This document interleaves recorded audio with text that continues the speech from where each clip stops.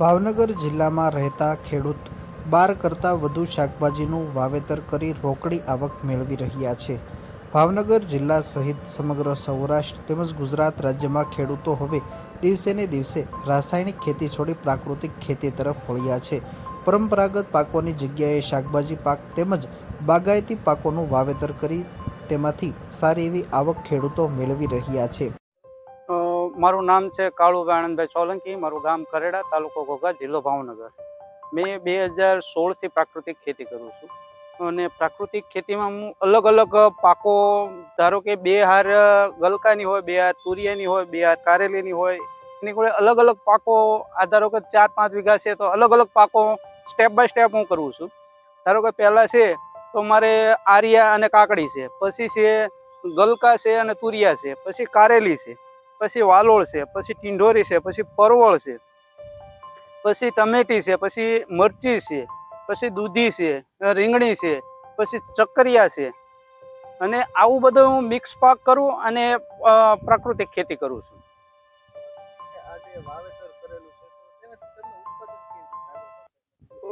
ધારો કે step by step, ધારો કે આપણે અત્યારે મારે ગલકા, તુરિયા, કારેલા આવું બધું ચાલુ થઈ ગયું છે, તો હવે પછીનું મારે ટીંડોરી અને પરવળ ચાલુ થશે, ટમેટી ચાલુ થશે.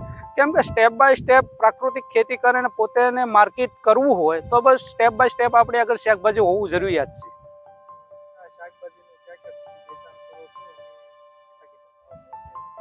ધારો કે ભાવ, ધારો કે ચાલુ માર્કેટમાં કરીએ એ કરતાં પ્રકૃતિના ભાવ વધારે મળે છે. અને હાલની અંદરમાં મારે અમદાવાદ સૃષ્ટિ સંસ્થામાં ચાલુ છે, અને ધારો કે ભાવનગરમાં પણ માર્કેટ અમૃત બજાર છે, એમાં પણ શાકભાજી જાય છે.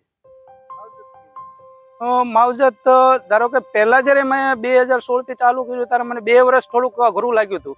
તે પછીનું મારે ધારો કે મેં 2016 સિવાય મેં પોતે પેસ્ટિસાઇડ કે રાસાયણિક ખાતરનો ઉપયોગ નથી કર્યો, તો મારા ખેતરમાં પણ તમે જુઓ છો કે બધો મોલ કેવો ઊભો છે, બરાબર. એને ફળદ્રુપતા, જમીનની ફળદ્રુપતા વધી છે, એટલે ઓટોમેટિક ફળદ્રુપતા વધે એના માધ્યમથી મારે બધા શાકભાજી સારા થાય છે.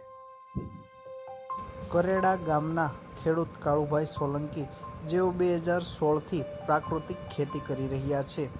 આ ખેડૂતને અનેક સંસ્થાઓ દ્વારા શ્રેષ્ઠ ખેડૂત તરીકેનો એવોર્ડ પણ આપવામાં આવ્યો છે.